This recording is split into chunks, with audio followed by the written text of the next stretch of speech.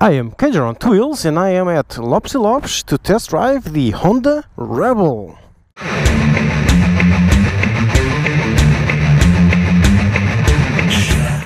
So this is the Honda Rebel 500. Now, I'm not sure if this is the Rebel 500 or just the Rebel, whatever. Let's do front to back. First thing you notice is these huge ass tires. This is a 130 width tire, 90% height, 16-inch rim. In the rear one, which is also very fat, is a 150 tire, 80% of height and 16-inch rim. So these are really big fat tires. They look very nice on this one. Moving back, you have a single disc brake. You have a 500cc engine with 48 horsepower, so it's for the A2 class. I am pretty sure this is the same engine as on the CB500R, CB500F and CB500X. I'm pretty sure it's the same engine. We have a radiator, which is not quite that old school, but well, the engine is water cooled, not air cooled. And then you have your brakes, your chunky foot peg, which is set slightly forward but not too much, so it should be kind of like the normal way to sit down on the bike. You have your passenger foot pegs, which look everything except for old school, but I like them. I like these minimalistic ones. You got your classic dual shock brakes, although these look a bit more chunky than usual. You have a very cool swing arm, which is just a tube instead of squarish swing arm, and the rest of the bike is relatively normal. A thin tank on the top. The key goes in here on the side. You have your controls, which are actually quite high quality. Wasn't expecting that, although you do notice a few things. This is a 6,000 euro bike, so it's the same price range as the Benelli TRK and the CB500F. So it's a cheap bike, so they had to cut corners a little bit here and there. And you might notice, but it's really hard to notice, really well done by Yamaha, because this all looks high quality, and you have to nitpick to see there's little small details, really small details. So let's turn around. This is a way to make it cheap. Simple dash, all digital, really small, although it does have the round look, with just one button for trip A, trip B and total, and nothing else, and not even a gear indicator. So here's a way to make it cheaper. No information on the dash, just the bare minimum. Okay, not even a gear indicator, and that's it. You have a clock, so that's almost an extra at this price range. So yeah, they kept the quality, they removed some equipment, but then again, for this kind of bike, you don't want equipment. You want it simple and uncomplicated.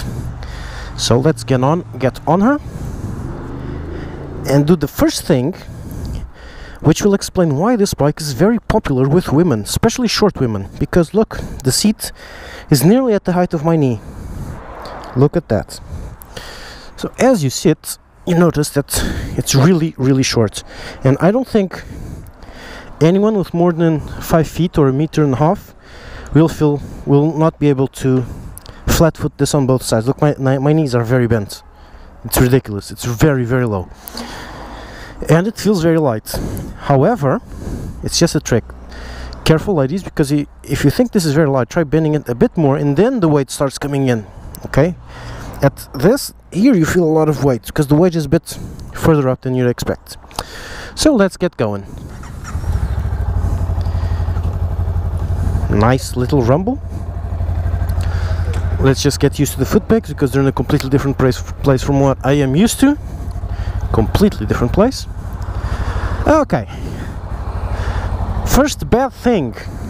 This engine cover extrudes too much, so when you're riding along, your shin is touching this. That's why it has this plastic cover, so you don't burn yourself here. Smart from Honda, but not quite perfect. Then again, 6,000 euros, and this goes much better than the comparable Benelli. Much better. Really smooth engine, really strong too. Immediate torque, The horn indicators are backwards, and I almost tweeted instead of indicated. The dash is easy to read even in sunlight. Look, it's that new fashion of white letters on black background, which is awesome in the sun, but horrible in the shade, which is very odd. I can't see anything out of this mirror because it's not adjusted, but when adjusted, yeah, it works. Hey, a custom mirror, the mirrors actually do something. That's new. Cool. Now, the feel I get as I'm riding along is quality. This really does look and feel like Honda quality.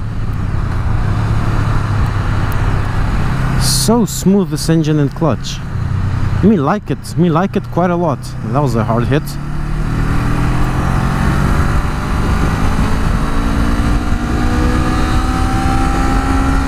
Oh, there's not even a rev counter. Now that's what I call minimalistic. There's not even a bloody light. Come on. Nothing. Okay, that's the price to pay. Some choose to add equipment and cut a bit on the overall quality. Honda decided to keep the overall quality and just cut back on equipment.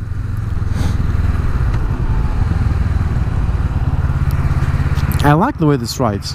It rides nicely. Big fat tires help with the comfort, because a big fat tire helps with suspension since it has more space to deform. On the other hand, it makes the ride very wobbly, because the tire with a big fat tire bends more, yes, but then it just keeps, because it's not dampened, so it just keeps oscillating. So whenever you go with a big fat tire over a bump, it tends to go woink, woink, woink for a while until the suspension manages to finally stop that. Okay. Sorry. Sorry if I sound a bit odd. I have tonsillitis, and I'm not feeling very well, so if this brings a smile to my face, it's a great bike. But yeah, it does. Actually, the first few meters, as soon as you start, this extruding engine cover notwithstanding, it feels nice. It's easy to ride too. It feels light, it feels stable too. Well, hang on that stable part, because that didn't feel that stable. But it feels nice. The engine feels just awesome. It's not like roll throttle and nothing happens. It's roll throttle and actually something happens. And it's very smooth. You roll, it gives you a tenth of a second to adapt while it starts ramping up, and then off you go. It's not like poof, but it's whoa, let's go. Which is actually what I'd like to have on the Benelli, and that you don't get on the Benelli. Why? Because the Benelli is much heavier than this, and so the engine struggles to push it along. I'm not sure on the weight of this, but I'd be surprised if this breaks 200 kilograms, because, well, there's nothing to it. There's no plastics, there's nothing. It's just a tank, which seriously doesn't look that big. Then again, it is thin, but it's very long. But I don't know, it's like a 15-liter tank or so. There's no electronics, there's no cabling around, because this needs basically just one cable or a little more than that. There's literally nothing on this bike, so this should be much lighter.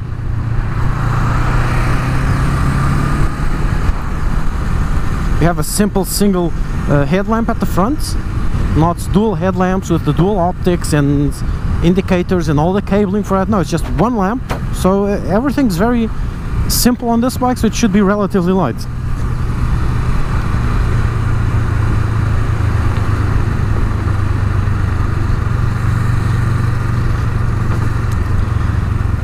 The suspension feels, well, normal for this range, I think.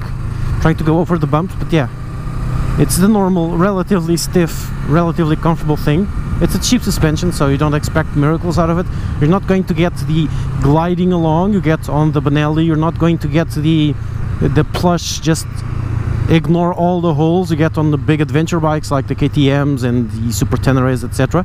This is not that price range, obviously, but you get something very similar to the cheaper bikes around this price range, which is comfy, good enough. Which for 6,000 euros is usually the norm. For 6,000 euros, a bike just has to be good enough.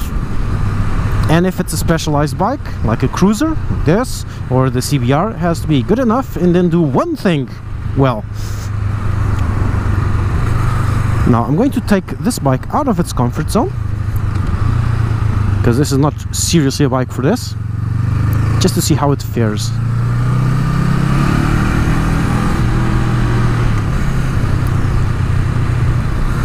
No. Not sure in what gear I'm in, I'd say second.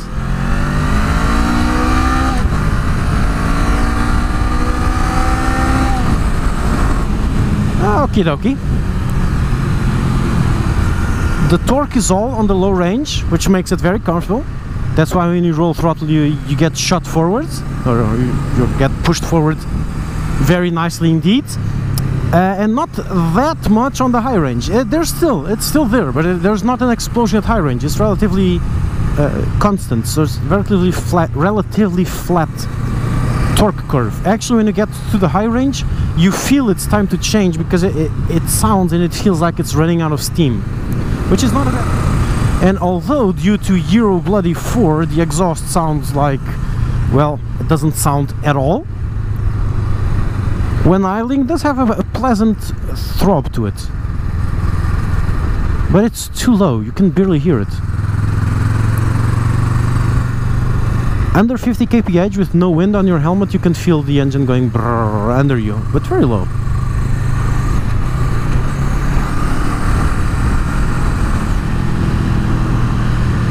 Which is a shame. It sounds lovely, and I would love to have some extra volume on this.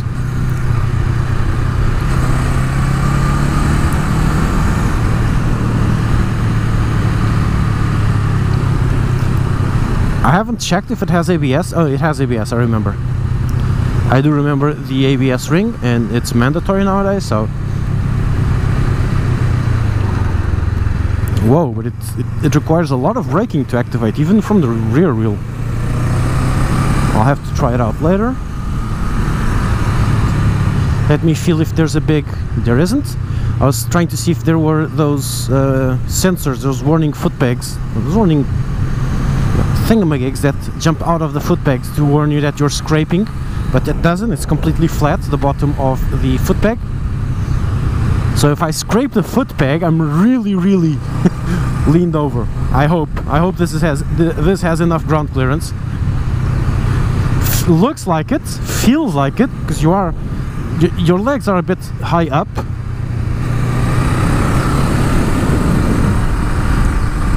Oh, I have to downshift here.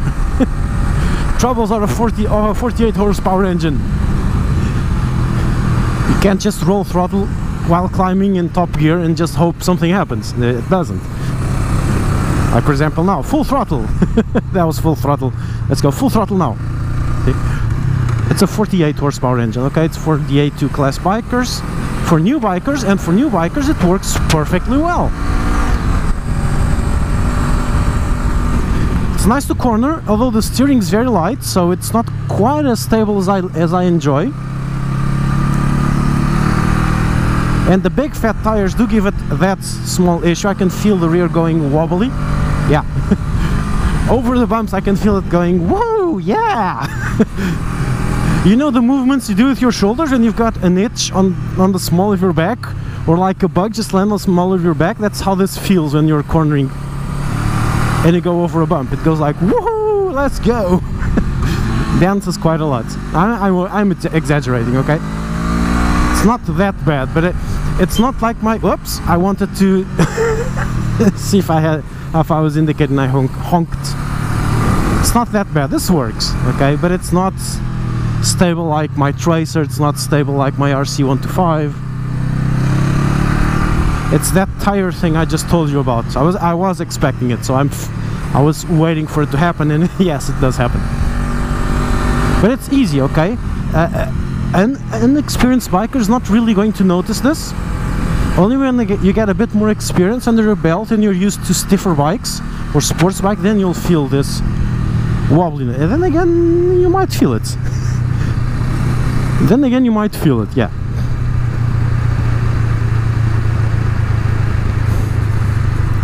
I think even a novice, if he tries to do bends at that lean angle and throttling out and over bumps, and he'll feel the front pointing one way, the rear pointing the other way. That's the problem with these very stylish fat tires. I was expecting something, I wasn't quite expecting that much. But yeah, this bike isn't for that, okay? It's not for doing what I just did. It's for this, okay? It's a bike for a long, relaxed ride. It's not one to go on the Portuguese end-to-end, on the Portugal end-to-end, because it's not really a big tourer, there's no wind protection. But it is one to go, for example, for that meet I did in Figueira da Foz, where you go relaxed up and go check out the view like this, see? That's what this bike is for. Now, I'm going to go straight. I'm going to do the end of it down there. Because, as I said, this bike is not a performance bike, and it doesn't feel like a performance bike. Okay, granted, you can go fast in it, relatively, but it's not the point, okay? It's going to feel weird on doing a bend very aggressively over bumps. It'll go all wobbly, and you'll have to be correcting the steering. It's not for that. That's, as I said, like complaining that the GSX-R does not have any space to put your stuff. Does not have any cubby hole for you to put your wallet and your cell phone and your gloves. Okay? It's not the bloody point. The bloody point of this one is a nice bike to ride in town for commuting, for your short rides, and for relaxed rides along the beach. It's a good bike for the ladies. A really good bike for ladies. That's the point of this. Yeah, and here it kind of works. The big fat tires help with this horrible pavement, but the suspension, since it is a 6,000 euro bike, the suspension is just enough, and so you feel the bumps, but it's not 100% uncomfortable. Well, I feel the bumps more than on my Tracer 700s, but it's more comfortable than the Tracer 700. It's kind of hard to explain. Okay? You feel the bumps, but they're dampened, so it's not a big jolt. It's like you're going like this instead of like this. Ooh, nifty. I like these tests. I really like these tests. I'll see how it goes. Yeah, exactly the same thing. The tire absorbs that first impact because it's fat, and then the suspension doesn't quite get the rest of it. It's kind of stiff. On the stiff part, it has the same issue that the Vulcan S has, because, well, these are both low bikes, and really low. Just sit on one and you'll understand. These are really low bikes, and so to be really low, the suspension has to be stiff, or else they would be hitting the ground constantly. Okay, so it has to be done like that way. It's not because the suspension is cheap, it has to be tuned to be stiff. And so the Vulcan S also has this issue where you go over bumps and you feel every little single bump on the road. You're constantly going bong, bong, bong, bong, bong, bong, bong. Oh my god. Dude. Hey, big fat BM, look at your mirrors. I wanted to overtake you.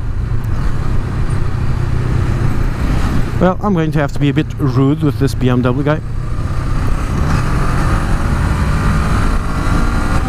because I want to feel this one on faster bends. Ah, this one's horrible. I hate this bend. It tightens and I always forget about it. Yeah.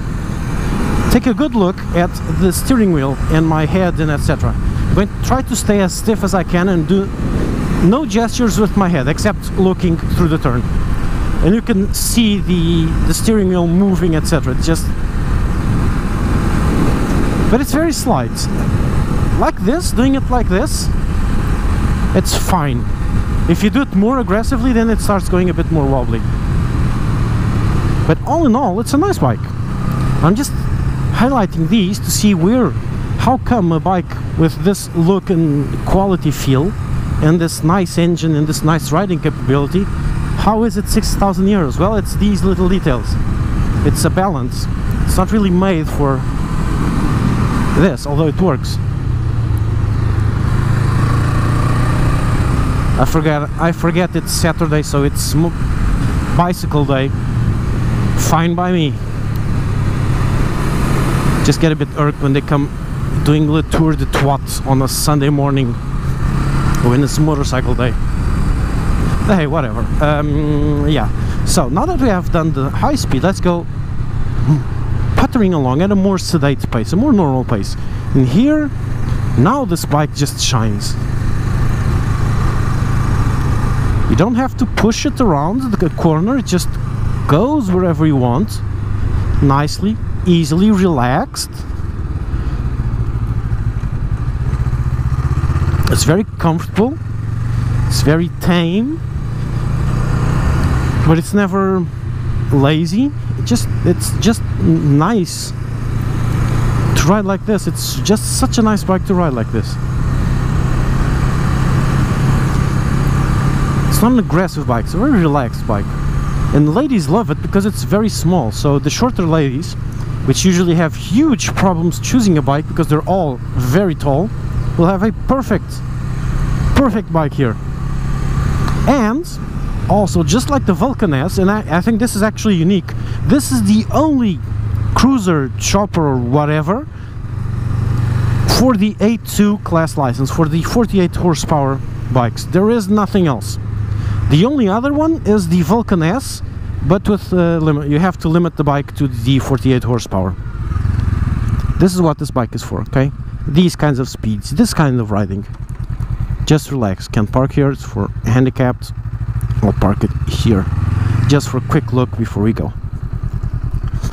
Brakes are also nice. I haven't talked about the brakes, but they're good. Okay, for the speed and weight of this bike, more than serviceable. No need to get 2 disc brakes. And as a party piece, just look at it.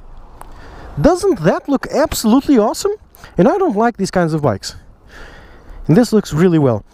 So now you have 2 of these on the market, which is this one and the Kawasaki Vulcan S. The main differences is the Kawasaki has more power, so it might not fit your license. This feels as high quality as the Kawasaki, easily. And the main difference is that the Kawasaki has floorboards, and they're about here, and this one has foot pegs, which are here, so the riding position is much more natural, much more normal. The Kawasaki is more feet forward, and so it depends on your preferences. This also looks, well, I also like the Kawasaki. Kawasaki has a different look. These fetched tires look awesome. Like I said, behavior or riding is as should be expected for a bike like this. It's actually nicer than you'd expect for a bike like this. The wobbliness comes from the big tires and the basic suspension, but it's not built for that. It's built for looks, and for looks, well, quite like this minimalistic look. And you don't really need the dash for anything, so not for what this bike is for. Oh, very nice. It's easy to mod too, because there's no subframe here. You can just remove, I'm sure you can just remove a couple of screws and just get this out, and you'll have a single seater, which will look absolutely gorgeous. Nice touch, Yamaha, Honda. What the hell, sorry. Nice touch, Honda. And you have 2 screws here for saddlebags. This will work perfectly well for saddlebags. Yeah. Nice touch. And this section reminds me of the old what was the name of that thing? The old choppers from Honda with the 250s. It looks really nice. I like it. The seat's comfy too. So that's it. The Honda Rebel 500. Really short, really easy to ride, light to ride. Okay, I don't know the weight, but it feels very light. Very cool bike. 6,000 euros. Very nice entry bike. Very nice entry bike. So that's it. Cager out.